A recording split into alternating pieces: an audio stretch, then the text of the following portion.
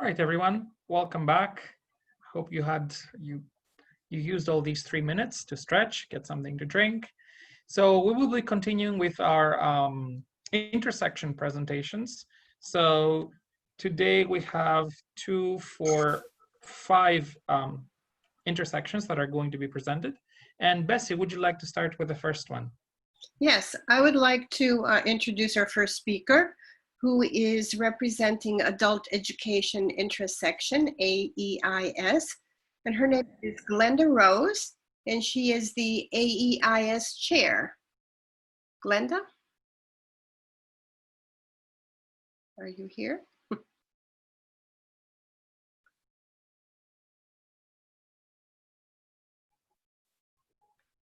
She just entered. Okay.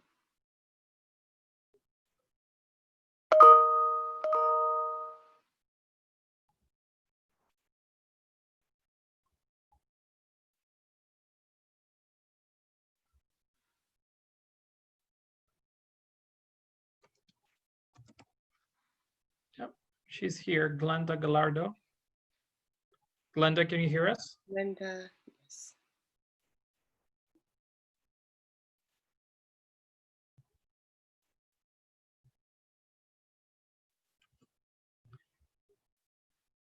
It's all right, if she's not ready, we can move on to the next one. Araceli, are you here? You ready? Yes, you ready?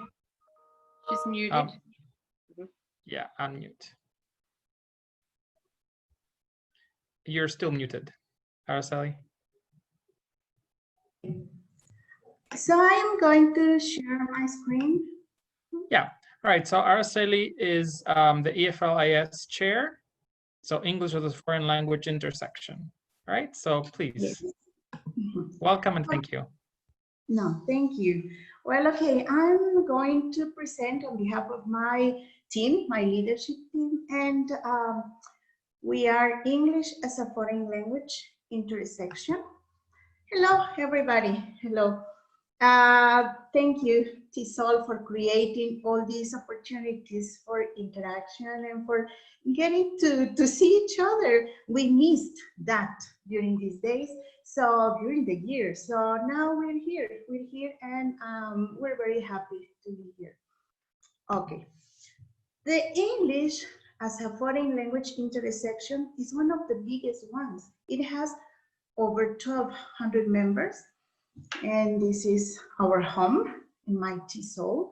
So you can visit us, you can join us, please.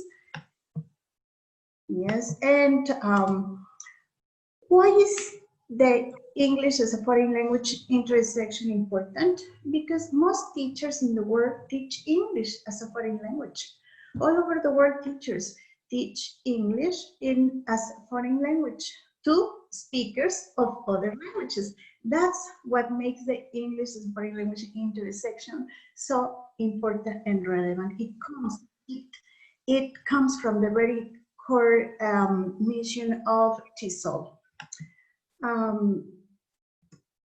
This is the team, the English as a foreign language intersection leadership team.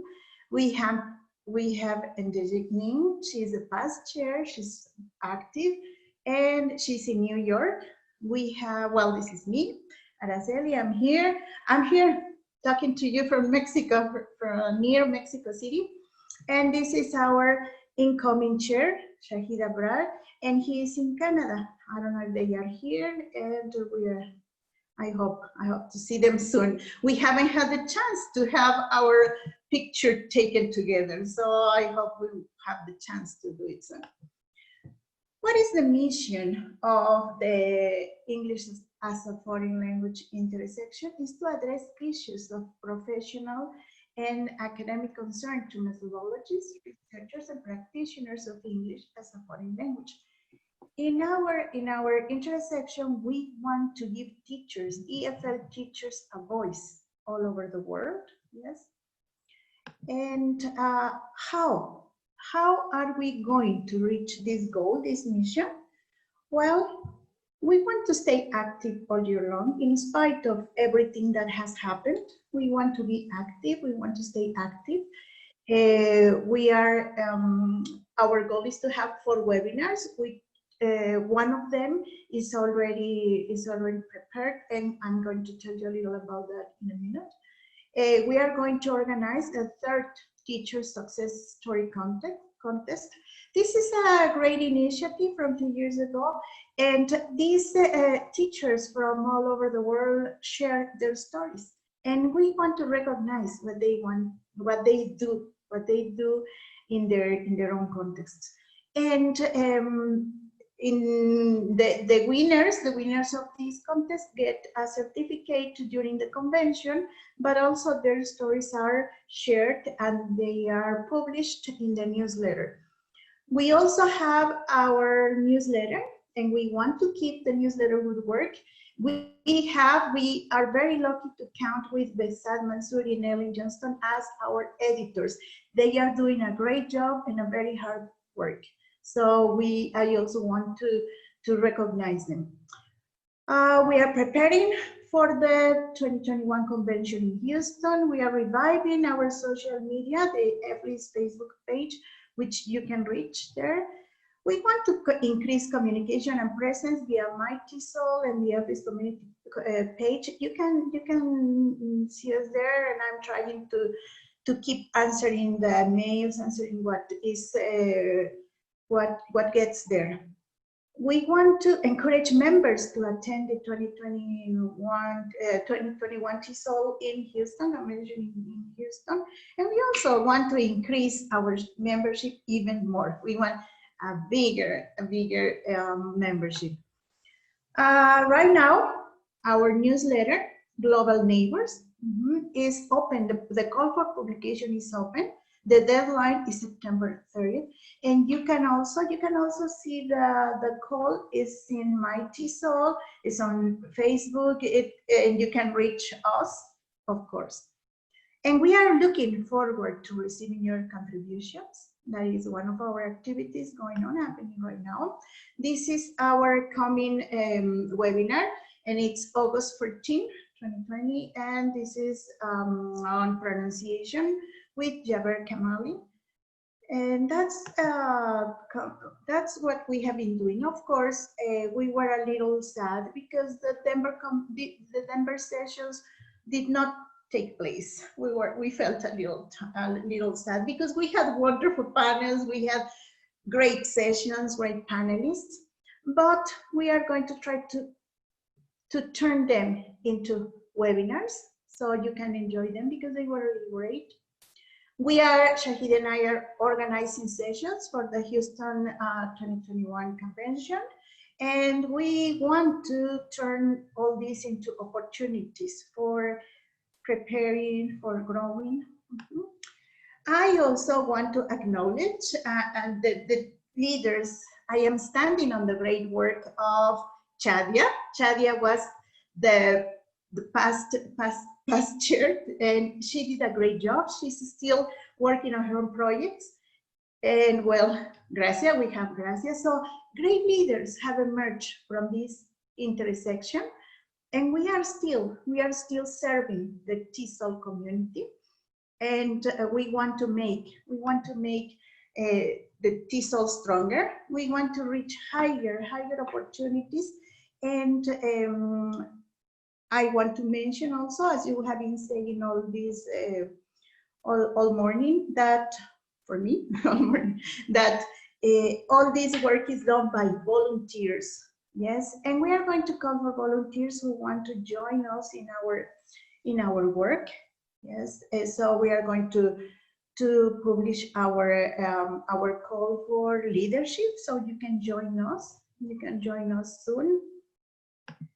And these are our email addresses. If you want to get in touch with us, this is what we have been doing. We want to have stronger community, EFL community, and we're very happy to be here.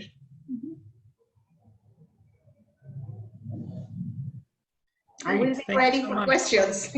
Yeah, if there are any questions for Araceli, please go ahead. If there are any questions, I don't. Yeah, there's a lot of information sharing on Yes. on the chat box. Gracie, I think, is very excited about this IS Yeah. because that's Oh, I where she cannot came from, open and here. I have a very, problem very opening positive. now. Thank you. Thank you so much. Okay, yes. Yes, of course, you're the board liaison. Of course. Thank you so Yeah, much. yes. Oh, yeah. Uh-huh. Now she is our board liaison, yes. And well, okay. We want to make this community bigger, yes. Yeah, and I think you have a lot of audience, a lot of international audience, and it's very, very useful. The FLIS is very, very active. Thank you so much for your work, and thank you for being such a good volunteer. Thank you. Thank you. I'll be All here. right, great. If I can ask you to stop sharing your screen if you can, Araceli. Yes. Thank you so much. Thank you. I appreciate it. Yes. Great. So we will move on with our next IS. Heather and Marta, you're here.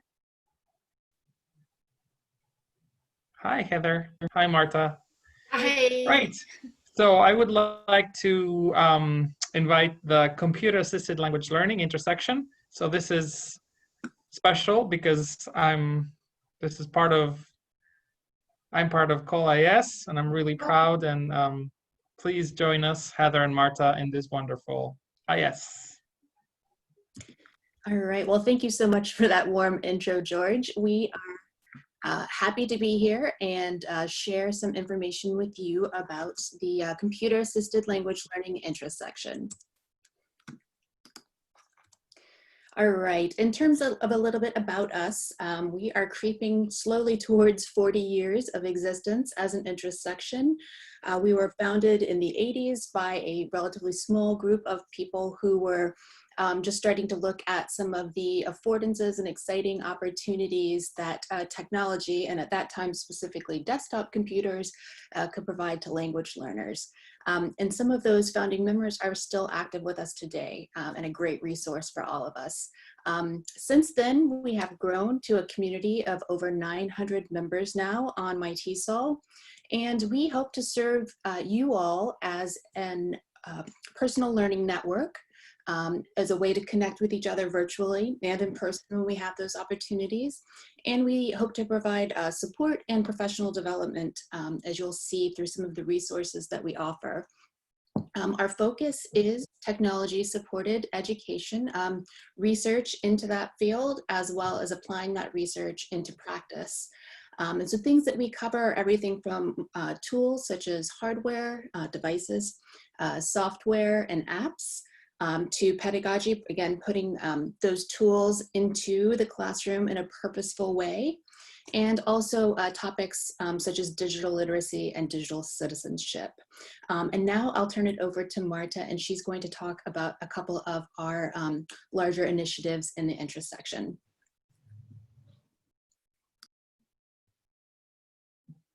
Thank you, Heather. Do we have that next slide? There we go.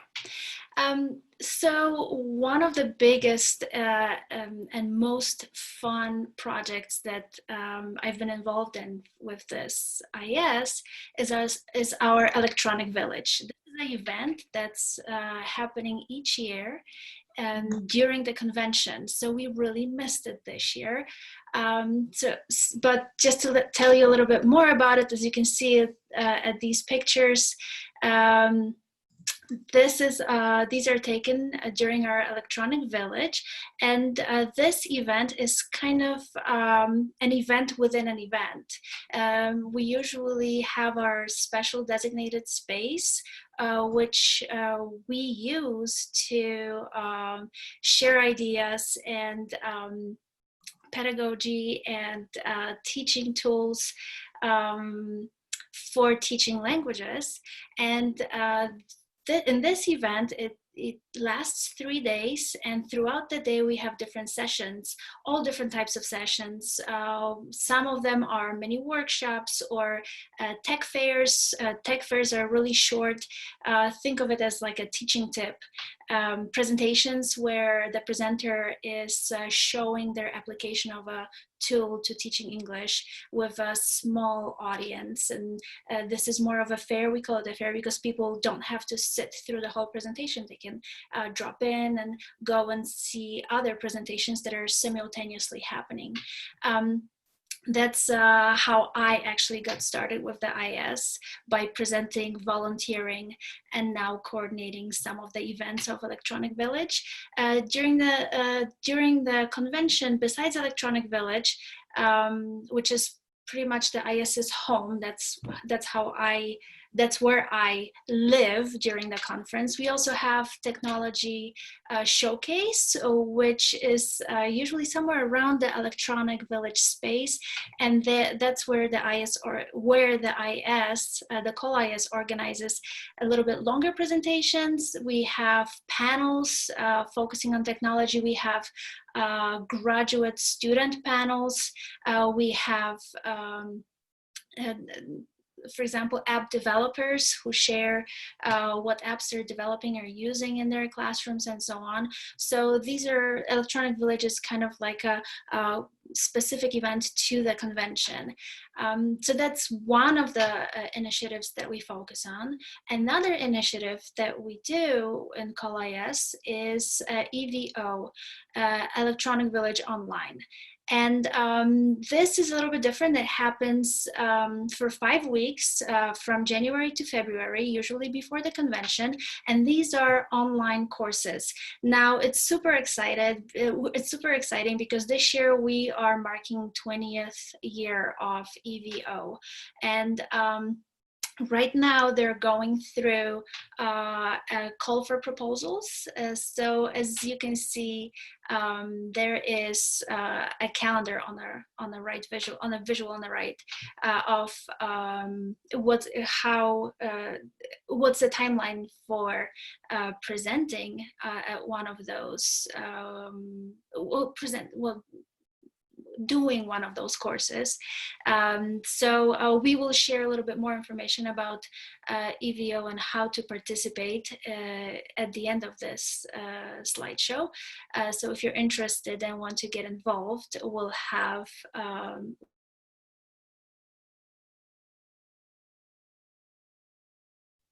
oh, I think I just muted myself. Anyways, we'll have sources, we'll have links where you can find out more about it. Now I'm going to turn it over to Heather, who will tell you more about how you can, other initiatives and how you can get involved in our IS.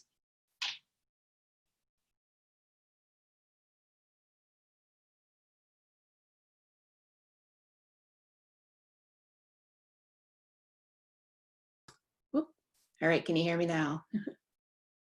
All right, thanks so much, Marta, for covering those two events. Before we conclude today, I just also wanted to mention our webinar series, which is run by one of our steering committee members, Mary Allegra. We had a series of 5 outstanding webinars this year with presenters such as Vicki Samuel, Teresa, Shelly Sanchez-Terrell, and Nick Peachy. And you can find those webinars on our YouTube channel, which I also want to give a shout out to. We'll share the link for that in just a moment. It is an archived location for a variety of professional development resources, including sessions from the past 3 in-person conventions, some of our 2020 Electronic Village online recap sessions, which we held online, as well as those webinars, our annual meetings. We've got over 1,000 subscribers there, so it's a vibrant place to learn and share, as is our My TESOL discussion area, which is where we announce things like the call for proposals for the Electronic Village Online, announce our webinars and such. So we'll talk briefly about how to join that community. And in our upcoming year, what we are looking at in terms of some focus areas, in addition to, as others have mentioned, extending outreach and interaction with the TESOL community throughout the year, we are going to be looking at examining issues of access and equity as it comes to technology-supported education, as this is a very real and present concern for many of us around the world in terms of digital divides, whether it is minority communities, issues related to economic access or physical access to whether it be tools or connectivity access. So we're going to be looking to program some presentations on that theme, as well as bringing together lessons learned from not just within the intersection, but the entire community on innovations related to e-pedagogy that have been driven by the current global pandemic. And to that end, we're going to look to host a new format of some online meetups where we can get people together talking and sharing about classroom implementation challenges and successes. And by that, it could be something as simple as like, all right, I love doing jigsaw activities with my students. How do I translate that into an online learning environment? So look for more information about some of those meetups coming in the very near future.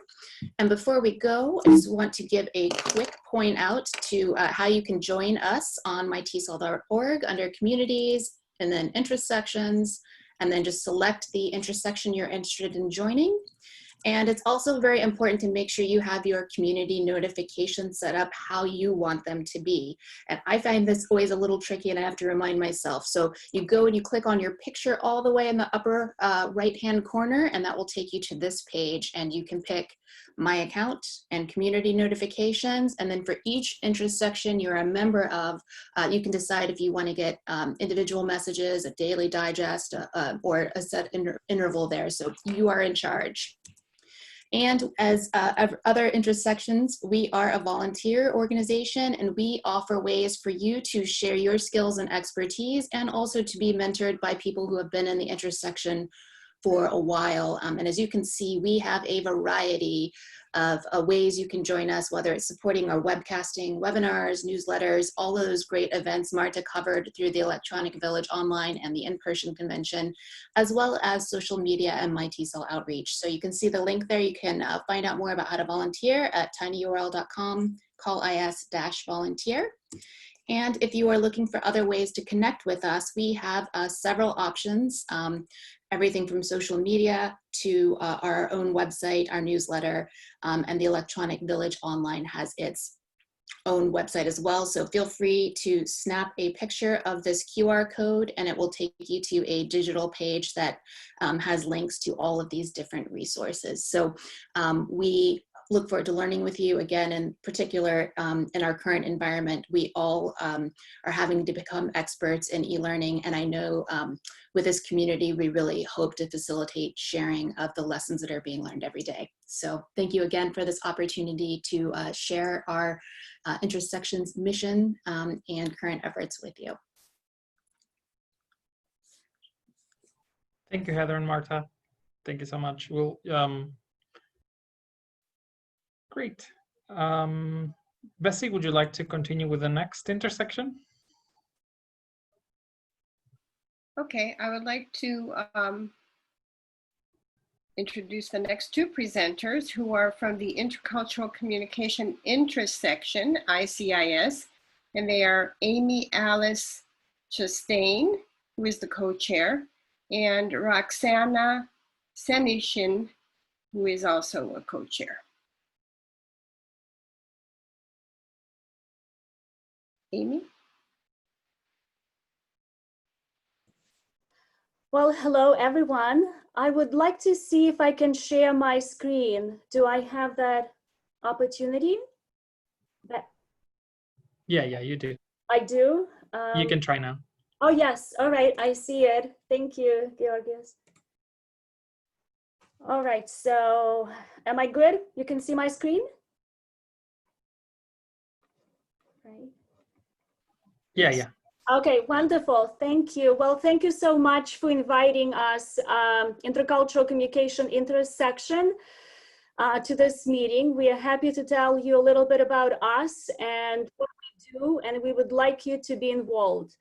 Amy cannot be with us, so I'll be the one presenting, and my name is Roxana Senishin. A little bit about me. I'm associate professor at Pennsylvania State University, Abington College. I teach education courses as well as intercultural communication. Intercultural communication has been my passion, and I've been involved with intercultural communication intersection for the past 7 years, probably more, but with the leadership team, being active part of the leadership team for the past 7 years. You can see who else is part of the leadership team in our intersection. You might know some people, and we'd like to have more people involved. We're always looking for you to join us as member at large and see what we do. And then, of course, you can move on right up the ladder. So what is intercultural communication intersection? The intersection has been, I'm not exactly sure, but I think for about 20 years, right, in existence. And it's been more active at some times and has been very active recently. But at the core of what we do, we have, of course, language and culture and intercultural learning, right? So, and how they intertwine in language education, in teacher education, and in professional development. More specifically, what our goals are, we'd like to build a professional community, right? So where we enhance expertise of intercultural learning, intercultural communication, and competence development, whether it's language programs, teacher education, or professional development. We also get together to, whether it's a conference or professional development activity, sharing theory, research, best practices, and those that are relevant to our purpose.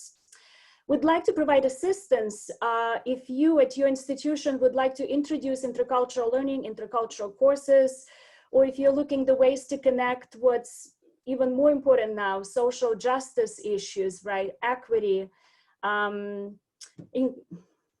inclusivity, right? So those, again, ideas that we are trying to see what are the connections, right? So between equity, social justice, intercultural learning. These are some of the recent discussions. So what do we do? What are some of the activities? The recent activities, most recent webinars that we've done focus on resources on intercultural learning, because whether you're in language classroom or you are teaching intercultural communication or you're a teacher educator, you're looking for ways what you can do, right? So how can you increase or develop awareness, sensitivity? How can you put your students on that way, as well as maybe yourself, right? Because we also have to think about where we are interculturally in our intercultural learning and development. So we had a webinar introducing Hubicle, which is a wonderful resource, repository of intercultural learning resources, research, activities. There are also discussions, ways and opportunities for you even to have your students use these resources and have presence on the Hubicle.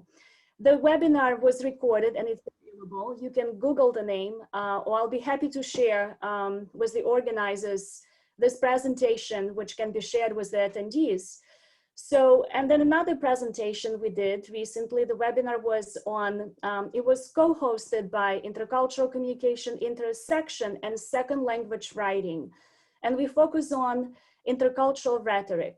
Ulla Conner was the presenter, and we also dedicated some time to discuss the history of intercultural rhetoric, contrastive rhetoric, and where we are now. So we talk about Robert Kaplan and his legacy, his contribution to TESOL, applied linguistics.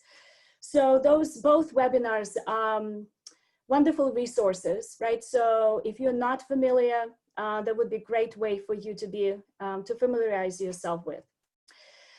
We also have not just webinars, which are much more formal professional development opportunities.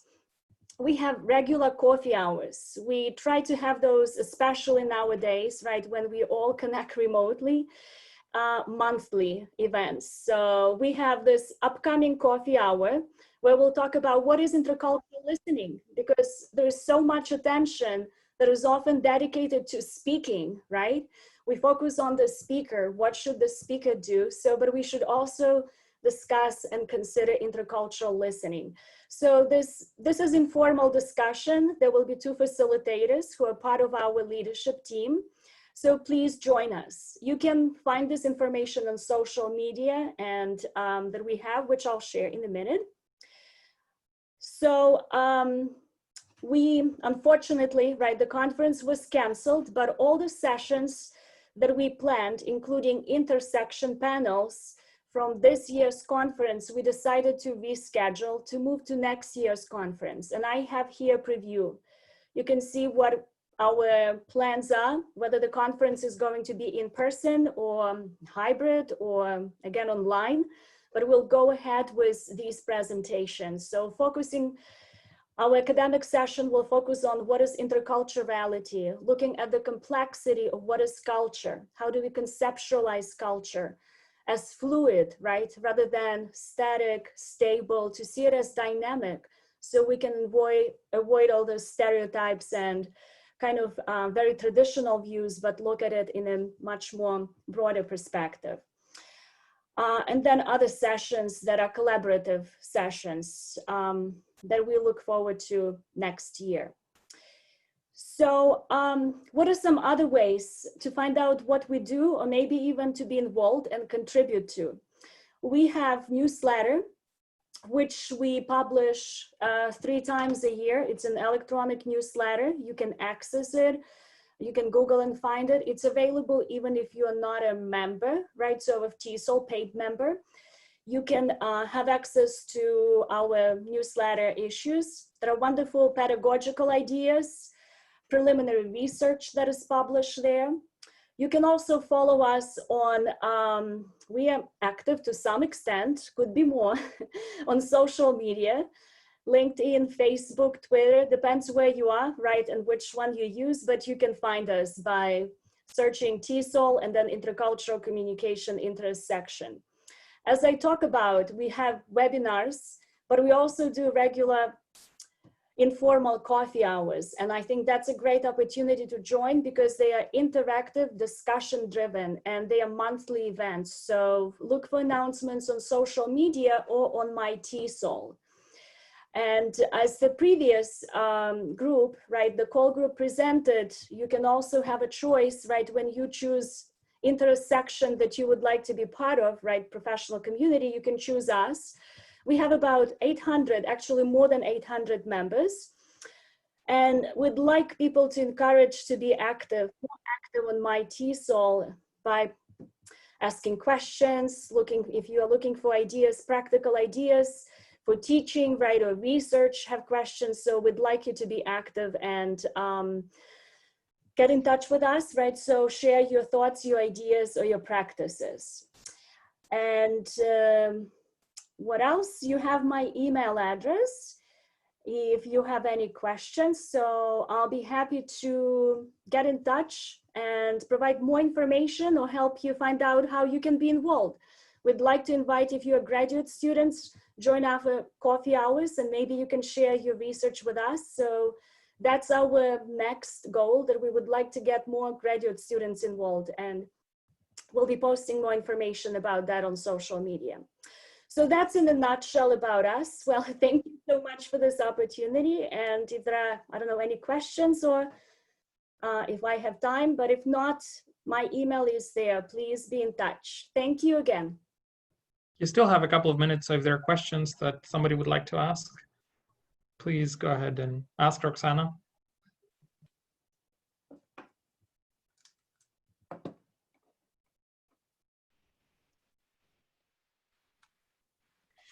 Hey, Roxana, there are a few requests in the chat. Could you please share the link for the coffee hour? People seem really interested in that. In the chat, okay, so just a minute, let me. Oh, I see now the chat, okay. The link for the coffee hour, just a minute.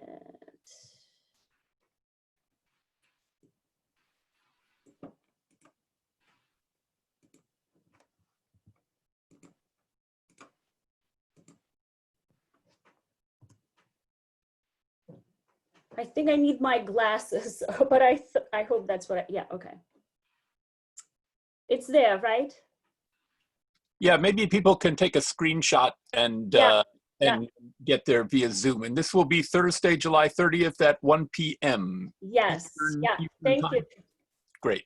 Yes, and of course you can follow us on social media. We'll be posting this on my TESOL as we get closer. I think probably late this week or early next week we'll have announcements.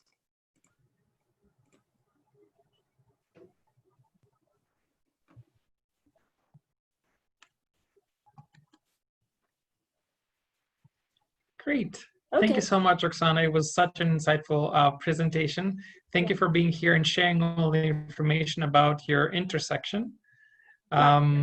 Bessie, would you like to continue with our next intersection? Thanks so much again, Roxana. Thank you. Thank you. Our next group, actually our next presenter is David Young, who is from the Supporting Students with Disabilities intersection, the SSDIS. David, are you here? So actually, Davey is not available because he's based in Japan and the time difference didn't work. So Michael, myself, will be taking over from Eugene, Oregon, if that's okay. Thanks, Michael. Yeah. Hi. Micah. So, Roxana, can you stop sharing your screen if possible? Thank you. all right. So let me try to share my screen.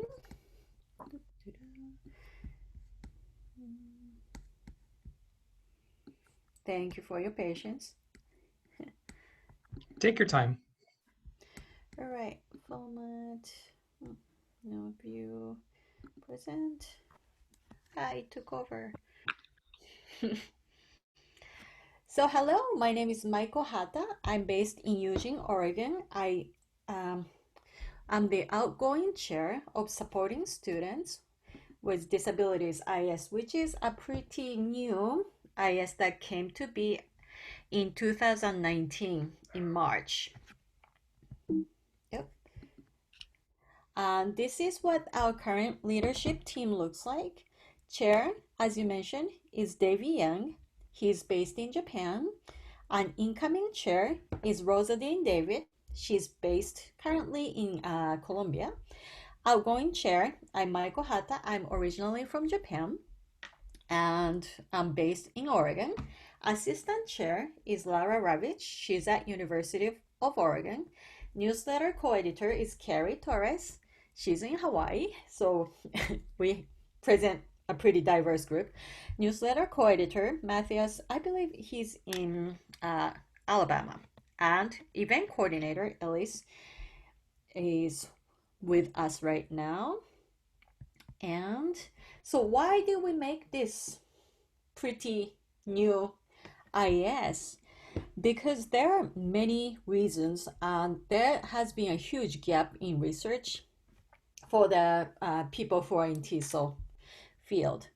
Over a billion people worldwide experience some forms of disability, and so some even consider people with disabilities one of the biggest marginalized population in the world. And people with disabilities can face major barriers to receiving education, unfortunately. And especially language learners can face additional barriers, particularly those with specific learning difficulties such as ADHD and dyslexia. This is interesting because these are all what we call non-apparent disabilities that we used to call invisible disabilities. So if you don't share your status or if you don't know that you have these disabilities, you cannot ask for help, and it's kind of hard for teachers to help.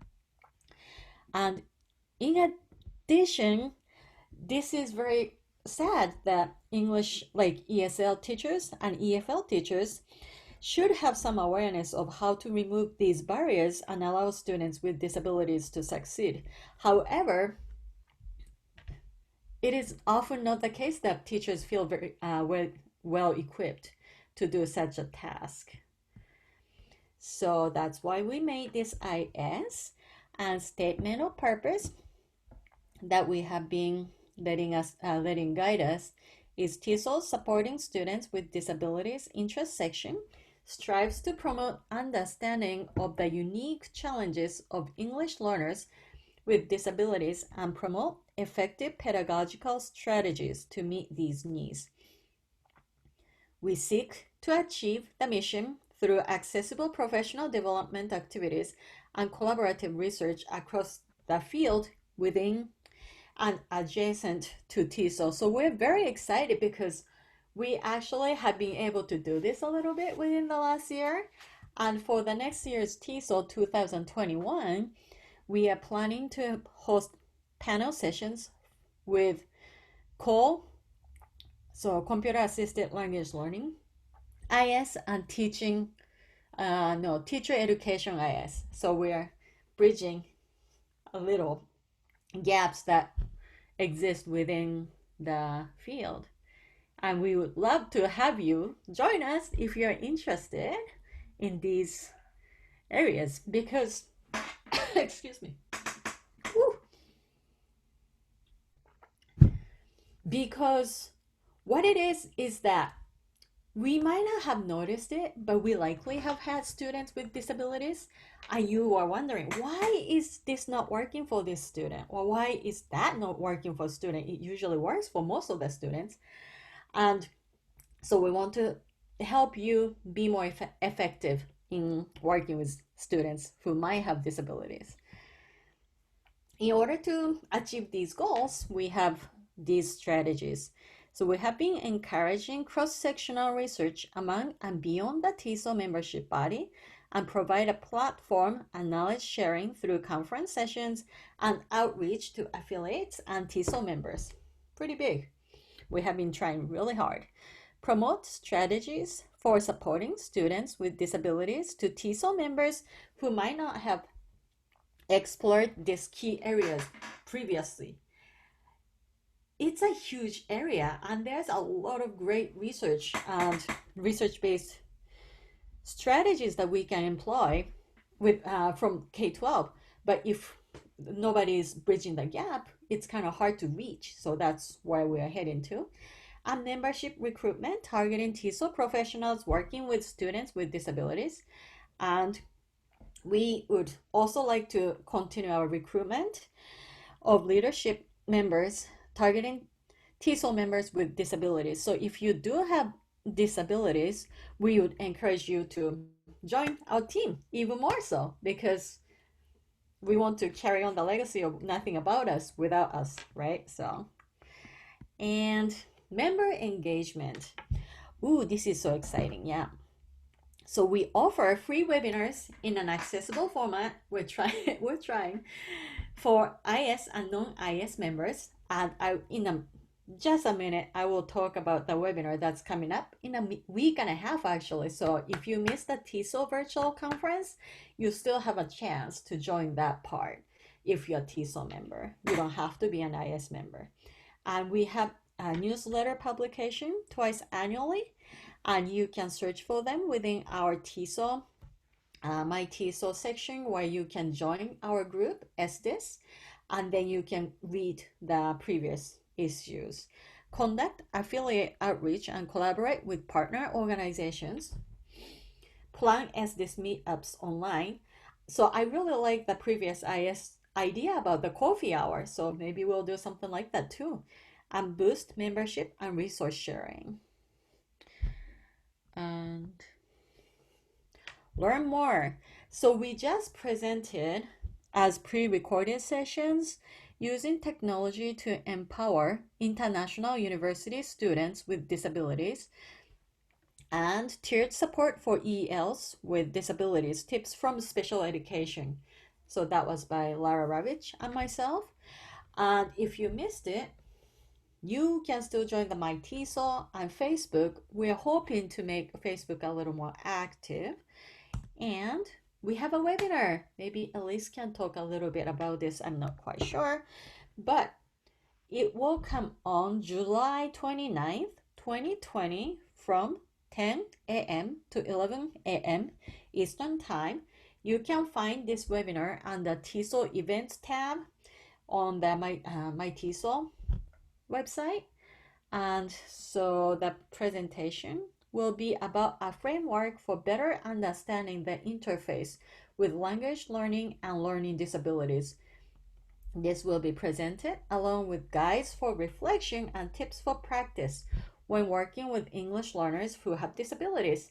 And let me remind you, when we say learners with disabilities, we are not just thinking about diagnosed disabilities. We're also thinking about the students that teachers might suspect might have some sort of disability, and our purpose is not to diagnose them. That we don't care. But our purpose is to find the way to remove the barriers from our teaching environment so that all students can be successful, that they have access to the learning content and have a chance to express what they know. And this will be presented by Solange and Elise. If you have any question, please contact our event coordinator, Elise. And leadership opportunities. If you are interested or if you have been doing research in this area, please do consider getting in touch with us. Incoming chair will serve a year immediately following election to chair position, determines and schedules non-conference events, establish relationship with partners, shadows chairs, and kind of directs the whole group into the focus area.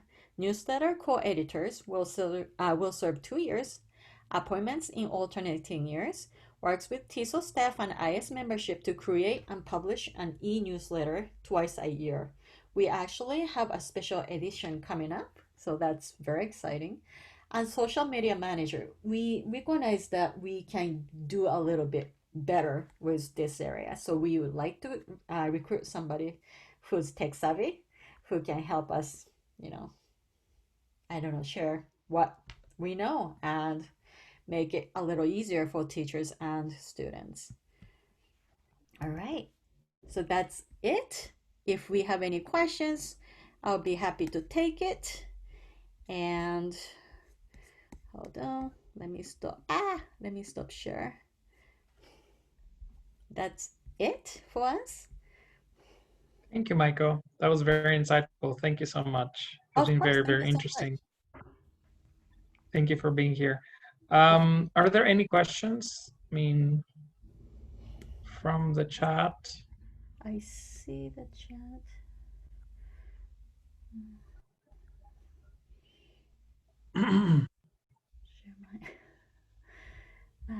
Yeah. So, Michael, I was just, sorry. No, go ahead. I was just wondering, for your leadership positions in your IS, what kind of, do they need to have some special education about students with disabilities? Like, what are you looking for, just to make certain that our audience is aware of how can they join? Right, that's a very good question.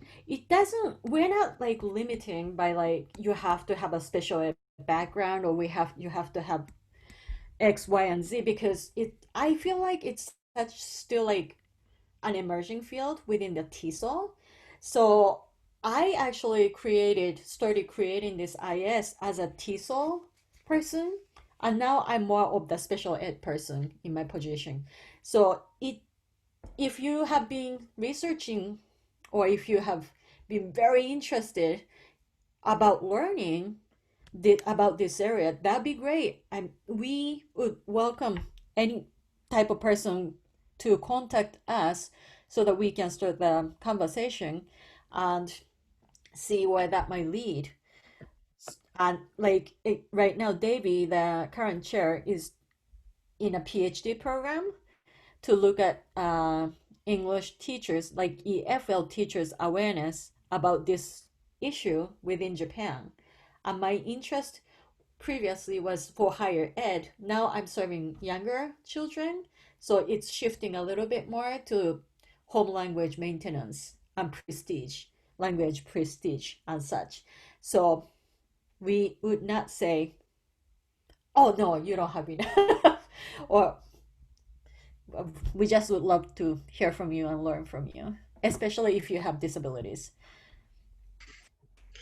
Great. I'm certain that there are lots of colleagues around the world that are interested, or they teach students with disabilities. So maybe they can join your intersection. And that'd be great. Yes, please. Great. Thank you so much. Any other questions from the chat? I didn't see anything else. You get lots of thank yous, and great job. That's great. Very well done. Thank you so much. Thank you so much. Thank you, Maiko. Thank you for sharing, and thank you for filling in. Thank you. No. Of course. Great. All right, so I would like to share a link with you that has all the information for the affiliate network, the calls that are available right now. We have been sharing the links on the chat box periodically, but just that you have all of them together. And I'm going to do it one more time so that we are all aware of all the calls. So let me just, because we have a couple of minutes before our next session, which is going to be a social session, so stay with us. All right, so we do have a MySO community is for the affiliate network, anyone that is interested in the affiliate network. So there are two different ones. There's one for leaders, which you become a member once you become a leader in your affiliate. But there's also the affiliate network, My TESOL group, that you can become a member, and it's a free community. You can be there. The Houston Convention, if you want to present on our leadership sessions, their deadline is August 31st. The best of affiliates, if you've presented a session in an affiliate last year, there is the call there. As I mentioned earlier, this takes you back to the original submission portal for TESOL International. So if you have created an account before, you don't need to create another one. And the deadline for that is September 1. And we will be going through those proposals for 2 weeks. So you will be notified by the end of September. We have 8 slots for those. So put in your session early. Also, there are a couple of surveys. The Assembly survey, only if you participated and you missed it. I just put it here so that you all have access to it. And the session survey, it's for all 3 days, but as I mentioned yesterday, maybe it's good that you do it every day so that you don't, because at the end, I think after 3 days, maybe you won't remember what you saw the first day or the second day. All right. So I think that's it. You can also ask questions on the chat box if you want any other information. I'm just checking. Glenda Rose is not here, right? I did not see her. Glenda? No. All right. Great. So we will have a 5-minute break. See how good I am. I give you 5 minutes now. So you can stretch, get up, get a drink, and then be prepared for the social activity that we have prepared for you. Jim is going to be heading that. So see you in 5 minutes.